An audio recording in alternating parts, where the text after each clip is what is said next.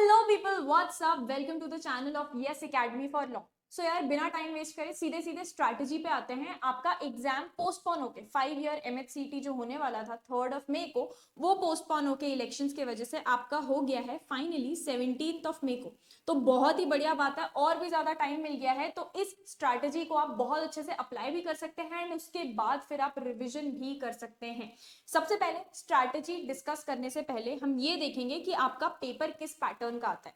तो भाई लोग, सबसे पहले आपका आता है लीगल एप्टीट्यूड जो 40 नंबर्स का आता है। अच्छा, 40 ही क्वेश्चंस आता है, तो हर एक क्वेश्चन 1 नंबर का आता है, ठीक है। तो 40 क्वेश्चंस 40 मार्क्स के। सेकंड आपका जीके और करंट अफेयर्स मिला के, मतलब स्टैटिक जीके, हिस्ट्री, ज्योग्राफी वगैरह वो सब, और करंट अफेयर्स मतलब पिछले एक साल में जो भी हुआ है वो मिला के आपका आता है 30 मार्क्स का।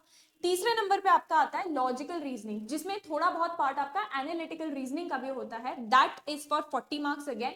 इंग्लिश आपका आता है 30 मार्क्स का, और एक जो एडिशनल सेक्शन आपका आता है जो 3 ईयर एलएलबीज को नहीं आता, दैट इज क्वांटिटेटिव एप्टीट्यूड, या फिर कई लोग इसको मैथ्स भी कहते हैं, but it's not exactly maths, it's quantitative aptitude, थोड़ा सा डिफरेंट होता है मैथ्स से, ठीक है। टोटल आपके मार्क्स होते हैं 150। इस 150 में से अगर आपको बहुत बेहतरीन कॉलेज चाहिए, यानी कि आपको टॉप 2 या 3 कॉलेज आपका टारगेट है, तो आपको टारगेट सेट करके चलना पड़ेगा minimum 120 score. I am talking about minimum, मतलब इतना अपने को टच करना ही है। पिछले कुछ सालों में कंपटीशन बहुत ज्यादा बढ़ गया है। Kids are more sincere about their future. जितना हमारे टाइम पे जब मैंने एग्जाम दिया था तब जितनी सीरियसनेस होती थी, उससे कहीं ज्यादा अब ज्यादा और सीरियस। साल साल भर लोग प्रिपेयर करते हैं, प्रैक्टिस करते हैं, रिवाइज करते हैं, तब जाके फिर एग्जाम देते हैं। तो ऑटोमेटिकली कट ऑफ और मार्क्स भी हाई जाते हैं। अगर आपके पास सिर्फ और सिर्फ 30 दिन या 40 दिन बचे हुए हैं, तो क्या स्ट्रैटेजी फॉलो करनी चाहिए, ना सिर्फ क्वालिफाई करने के लिए बल्कि to get into the best and best of colleges in India. वो स्ट्रैटेजी हम डिस्कस करने वाले हैं। इसको शॉर्ट में बोले तो 3 चीज है: पैटर्न समझो, रिवीजन करो, मॉक सॉल्व करो। अब इसको भी ब्रेक डाउन करना जरूरी है, क्योंकि पैटर्न समझो, उससे आप रिवीजन पे कैसे जाओगे, उससे मॉक सॉल्विंग पे कैसे जाओगे, ये पूरी की पूरी प्रोसेस होती है। नाउ आई एम अज्यूमिंग कि आप लोग सब जीरो से स्टार्ट कर रहे हैं, अपने को कोई आइडिया नहीं है, कुछ भी नहीं पता है। सबसे पहले अगर आप जीरो से स्टार्ट कर रहे हैं, तो most important thing which you need to do is understand the pattern. Paper का पैटर्न समझना सबसे इंपॉर्टेंट है, और पैटर्न समझने के लिए इंपॉर्टेंट होते हैं पीवाईक्यूज, या जिनको हम कहते हैं पास्ट ईयर क्वेश्चंस। तो सबसे पहले पास्ट ईयर क्वेश्चंस देखें, और उसके बाद पास्ट ईयर क्वेश्चंस और सिलेबस को साथ साथ में रखें, और फिर ये देखें कि किस टॉपिक से किस तरीके के क्वेश्चंस आते हैं, या किस टॉपिक से ज्यादा क्वेश्चंस आते हैं और कौन सा टॉपिक उतना ज्यादा इंपॉर्टेंट नहीं है, ये मैच करके देखें। सेकंड नंबर पे हमारा प्रैक्टिस, या हमारा फोकस होना चाहिए पूरा का पूरा प्रैक्टिस के ऊपर। प्रैक्टिस अब 2 तरीके के होते हैं। एक सेक्शनल टेस्ट, जैसे कि सेक्शनल टेस्ट क्या होगा कि मान लीजिए आपने इंग्लिश का कोई एक टॉपिक पढ़ा है, या आपने लीगल एप्टीट्यूड का एक टॉपिक पढ़ा है, मान लीजिए लॉ ऑफ टॉर्ट्स पढ़ा है आपने, ठीक है। अब ये लॉ ऑफ टॉर्ट्स की कंसेप्चुअल अंडरस्टैंडिंग हमको आ चुकी है, लेकिन जब तक आप प्रैक्टिस नहीं करोगे तब तक आप मेन एग्जाम में परफॉर्म नहीं कर पाओगे, ठीक है। तो ये टॉर्ट्स की जब तक प्रैक्टिस नहीं होती ना, तब तक आपकी 100% प्रेपरेशन नहीं मान सकते। कंसेप्चुअल क्लैरिटी से सिर्फ आपकी 60 to 65% प्रेपरेशन होती है। 60 to 65 में there is a very high chance कि कोई ऐसा ट्विस्टेड क्वेश्चन आ जाए जो आपने कभी देखा ना हो, प्रैक्टिस ना किया हो, उस तरीके का क्वेश्चन, और आप सॉल्व ना कर पाओ। तो सिर्फ कंसेप्चुअल क्लैरिटी हमको नहीं चाहिए होती, हमको इक्वल अमाउंट में, इक्वल 50-50 इक्वल अमाउंट में प्रैक्टिस भी चाहिए। तो हम 2 तरीके से प्रैक्टिस करते हैं। पहला, सेक्शनल टेस्ट, जैसे कि हमने ये सारे जो 5 सेक्शंस देखे, हर एक सेक्शन का टाइम बाउंड मैनर यहाँ पे बहुत ज्यादा इंपॉर्टेंट है, इसलिए मैं ऑल कैप्स में लिख रही हूँ, टाइम बाउंड मैनर। क्योंकि बहुत बार बच्चों के साथ हो जाता है कि उनको आता सब कुछ है, लेकिन वो क्वेश्चंस अटेम्प्ट नहीं कर पाते, क्योंकि उनको आदत नहीं है उतने गिवन टाइम में उतनी प्रैक्टिस कर पाने की। तो टाइम बाउंड मैनर में हम सेक्शनल टेस्ट, मतलब हर एक सब्जेक्ट वाइज टेस्ट सॉल्व करेंगे, और साथ ही साथ हम साथ साथ में मॉक टेस्ट सॉल्व करते जाएंगे। मॉक टेस्ट में क्या होता है, जिस तरीके का आपका एमएचसीटी का पेपर आता है ना मेन, उसी सेम पैटर्न का आपका एक पेपर प्रिपेयर होता है, और हर हफ्ते मिनिमम, आज की डेट से अगर आप 30 दिन बचे हुए, 40 दिन भी बचे, तो आज की डेट से हर हफ्ते minimum, I am talking about, एक मॉक टेस्ट सॉल्व करना कंपल्सरी होना चाहिए। ताकि आप पढ़ते जा रहे हो तो आपको पता होना चाहिए बेसिकली कि हम कितने पानी में। अगर आप पढ़ते जाओगे और अपने आप को टेस्ट नहीं करोगे ना, या कई बच्चों को डर लगता है टेस्ट करने में कि व्हाट इफ मार्क्स नहीं आए, वो आपके साथ फिर मेन एग्जाम में हो जाएगा कि मार्क्स नहीं आए।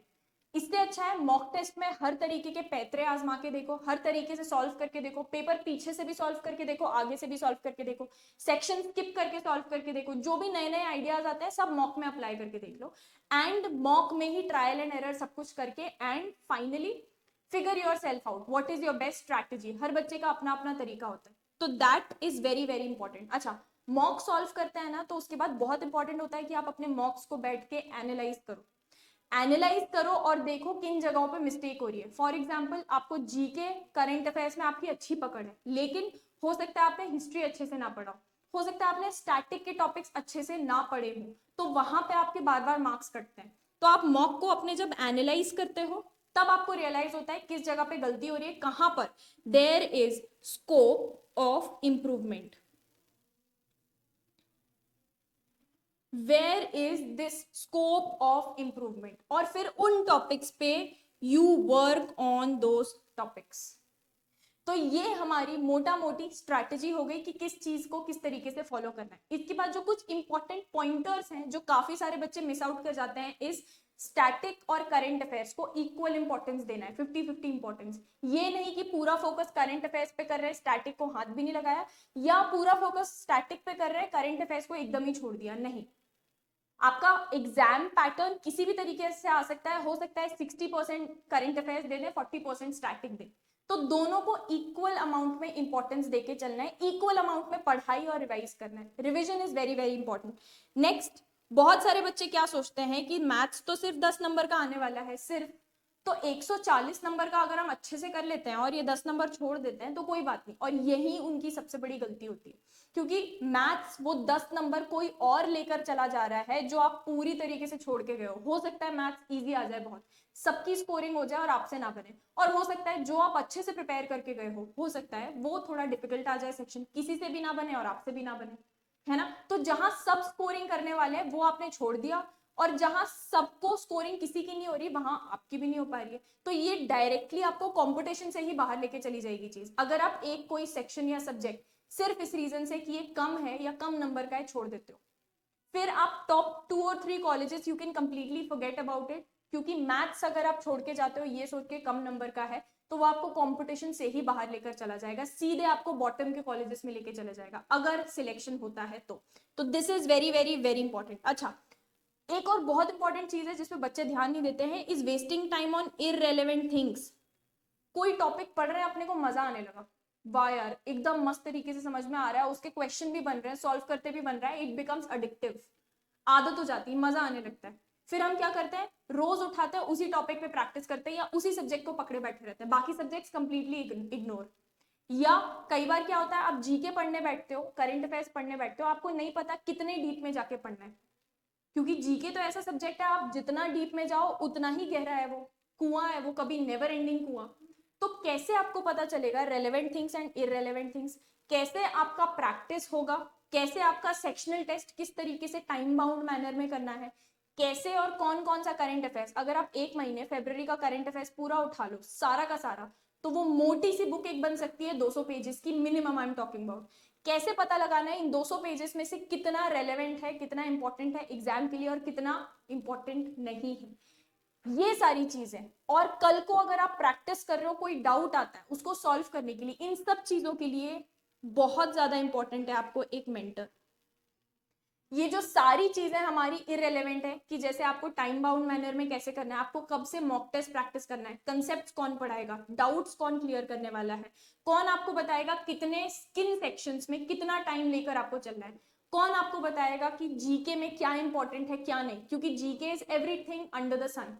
अब जीके हम यूपीएससी लेवल का भी प्रिपेयर कर सकते हैं, वहीं जीके कुछ ऐसा है जो एमएचसीटी के लिए इंपॉर्टेंट है, तो वो डिफरेंस आपको कौन समझाएगा। इन सब चीजों के लिए you need a good proper mentor, and that is exactly what we do at ES academy for law.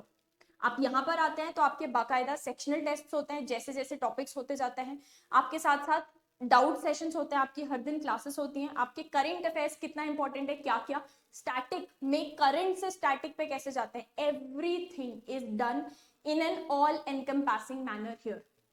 अगर आप ये बोलोगे कि आज की डेट में मैम फिर ये बोल रही है मेंटर की जरूरत है, हमारे पास आ जाओ, I completely understand, but the thing is competition इतना ज्यादा हाई हो चुका है, इतना ज्यादा बढ़ चुका है कि अगर आप खुद से ट्राई करोगे ये सारी चीजें कवर करने का, बजाय किसी एक्सपीरियंस्ड इंसान की हेल्प लेने के, तो सिर्फ और सिर्फ अगले 30 दिनों में, और मैं ऐसा क्यों बोल रही हूँ क्योंकि आपके पास मुश्किल से 1 या 1.5 महीना बचा हुआ है सिर्फ, अगर 1 साल बचा होता तो शायद आप ये सारी चीजें खुद कर सकते थे, सारी की सारी चीजें एक साथ, लेकिन क्योंकि इतना कम टाइम बचा हुआ है आपके पास और आपको ज्यादा फोकस करना है पढ़ाई पे और प्रैक्टिस पे और रिविजन पे, तो बाकी सारी चीजें आपके लिए कौन करेगा? A good mentor. Come time में when you need help you should go for help, and that help it's very important कि आप सही जगह चूज करो। So in case you want a good mentor and you want this kind of guidance कि नहीं भाई हमको सिर्फ क्वालिफाई नहीं करना है, हमको अमेजिंग एंड बेस्ट कॉलेज जाना है, you can always always always contact us। and not just that, आपको मान लीजिए अगर नहीं भी करना है, आपको कोचिंग क्लासेस नहीं लेनी है, आपको अटेंड नहीं करना है, आपको इन जनरल भी गाइडेंस चाहिए ना, we even do that for our students. हम लोग ऐसे नहीं करते हैं कि आप एडमिशन लो तभी हम आपको जरा सा भी ज्ञान देंगे, आप बहुत ही आराम से ऑफिस के नंबर पे कॉन्टैक्ट कर सकते हैं जो आपको डिस्क्रिप्शन में दिया गया है, लिंक्स दी हुई हैं, आप वहां पे कहीं पे भी कॉन्टैक्ट कर सकते हैं and you can get in touch with us.